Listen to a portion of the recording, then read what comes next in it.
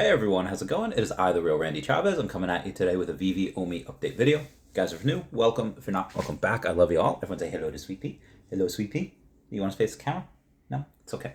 So we do have a couple of really fun updates, one of which is the OMI migration, which we know has obviously finished for us a long time ago, but Gate.io was a little slow with that. They actually shut down withdrawals for a while. Saying that you're not able to get that. The price was all out of whack, but now the price is pretty much the same, and Gate.io has an update saying withdrawals of the new ERC20 OMI token are now open, fam. So, again, the ERC21, that's the layer 1 token that is in the new Ethereum blockchain. The old one, whether you deposited Go OMI, wrapped OMI, Ethereum OMI, you can now only withdraw ERC20 OMI. So when you do withdraw it, make sure you bring that to an ERC20 wallet. If you put GoChain OMI into there and you try to withdraw this and send it into a GoChain wallet, it's going to be lost. It's not going to be good. So moving on, they say, with pending KYC, we suggest withdrawing immediately if you're in an affected country. So withdraw before KYC happens, withdraw before, a country of yours might make a regulation saying that, oh, hey, we're going to not allow you to use crypto, whatever that is. Withdraw it as soon as possible. Be sure to send your tokens to an Ethereum address and only send a small test amount first just to be safe. I was doing this the other day with a buddy. He sent me 69 of them. I was like, oh, that's great. Comment nice down below for the 69. And then he sent the rest after just to make sure that everything's okay. So that was an update from Akomi. We have a couple of other updates from Veve at large. Let's go here. Before we do that, we burned on the 8th, which I believe is today. So far, about 101 million OMI. The day is not over yet. We have about 7 hours left as of the making of this video. Can we get up to 120, 130? I don't know. We do have a couple of things, though, on the Veve app, one of which is a really new new fee associated with all the DC stuff. So we do have the Batman Black and White Series 6. I was super pumped because I was like, oh, maybe we could get first appearance of Bane. That would be really awesome. He's one of my favorite characters, one of the only brown characters that you could watch back in the day. At least, on Justice League, Batman the Animated Series, whatever it was. Unfortunately, we're not getting Bane. We have Jim Lee Batman V3. Like, that looks awesome. He looks great. We got the Doug Mankey Batman, the sliding into Veve Batman. That looks pretty cool. The Kenneth Rocafort Batman, that one looks epic. Like, this one looks like futuristic. It looks like he's... If I am going to get one of these, I want that one. The Raphael Grandpa Batman? No, not Grandpa's, Grandpa. But there are no first appearances with this. And the reason why I bring this up is because that it's not a blind box. You can kind of go for whatever. So I might go for the Kenneth Rocafort Batman. So it is something new. I feel like we've only had blind boxes recently. This is not a blind box. However, normally I don't do a video where I bring this up because we all know what it is. Either it's usually a blind box. But on the secondary market fees, it says, in addition to the existing Veve 2.5% fee for the secondary market, a 6% licensor fee will be applied to all secondary market sales for DC direct releases moving forward. And I was like, does this mean after tomorrow or after Sunday, we're only going to have, regardless of what we sell on the secondary market, is it going to be 8.5%? I did check it, and no, that's not necessarily the case. Because I went to go just to test. I'm not actually selling this. The Eddie Russo Batman, just a test. Okay, well, I put it up for 10K. And the fee was still only 2.5%. So that 2.5% or that 6% fee is only on DC stuff moving forward. In my opinion, that might make it a little special for all the DC stuff. Before this one, again, we are in, for the first 3 seasons. For the first 3 seasons, that will probably be...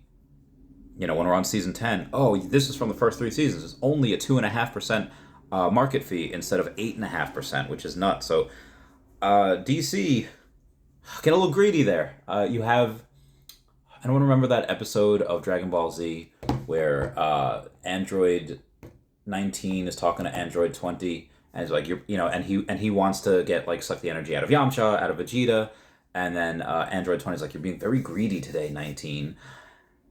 I think DC's kind of, like I said, they're loose with their IP, giving it to everyone and their sister, and they're fighting for a 6% market fee. Now, maybe because of this, Oh, good yawn. That was such a good yawn.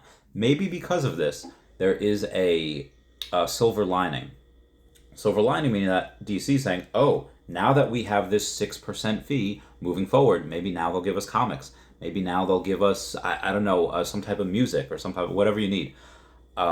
Clips of something. You know how like they had an NBA Top Shot. Imagine a clip of Batman throwing the Batarang. Oh my God. Clip of Bane breaking the Batman's back. That would be heckin' insane. I would love every single thing about that. But I think we might see more content now because they had finally negotiated that 6% fee. Does it suck for us trying to sell moving forward in the secondary market? Yeah. And, you know, I mean, if I get Bane, I'm probably not going to sell him. But that makes, in my opinion, that makes all of our DC collectibles from before tomorrow even more valuable because we only have that 2.5% fee, not 8.5% fee. And then, like I said, I think this is a big step in us being able to get comics because if I was head of DC, I might not want to release the DC comics to us either unless I was getting that 6% fee every time they were trading. I mean, that MC #1, the secret rare is up to $70,000 again. That was down to like $30-something thousand like a week ago. You had the Spider-Man that was down to 25,000 up to 40, but that was up to 100K at one point. So, you know, with DC, I think that Action Comics one, I think that would perform a bit better than MC #1. Just my opinion. Moving on here. We have actually, before I get to the stamps, I did want to go over one more thing in the Batman and stuff. These seem like they're a lot of mints. You know, 16,800 for Jim Lee Batman, you know, for the common. You know, at 12,800 for the Doug Mankey Batman. And then, you know, 6,800, almost, you couldn't make it 69 for the memes. Anyway, 6,800 for Kenneth Rockford. And the Raphael Batman was 3,800. I feel like there's a lot of mints. And I think part of the reason for that is because now they have that 6% fee. So they're like, let's go crazy with mints. Whereas before, I don't think there was any of the Batman Black and Whites that went this high as far as mints. I'm going to check right now for y'all, though. So I was mistaken. The only other Batman series to have something like this was Batman Black and White Series 5. The rest of them never had a common that had 16,800 of them. The Batman Who Laughs, though, that one did have a lot. And that one, if I remember, was pretty heckin' expensive. It's only $111 right now, but I think that was like $600 at one point. That went to the moon. Just again, it looks cool. So the Batman Black and White, for this one, the one that looks cool, in my opinion, is just the Kenneth Rockford. I think anything with a weapon like that just is really cool. Anyway, so moving on to the stamps. The stamps, this is, I think, there's only one of them. It's just the Take Me Out to the Ball Game, and again, it looks really cool, and I want one, but there's only 7,123. I'm not 100% sure why. I think they probably should go with a little bit higher because if there's only one of these. Because we take a look back at all the other stamps, the only other set that had this few mints was the Lunar New Year one. And not the Lunar New Year, the random stamps. These random stamps like that, those are fine. But I'm talking about the book of stamps that they made. The book of stamps like that one, these ones were very, very low mint. But there were 3 of them.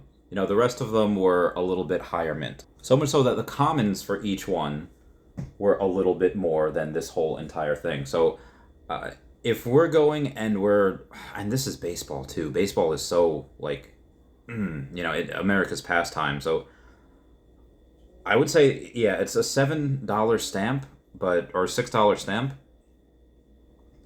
I think this might go for like $80 to $100, just because.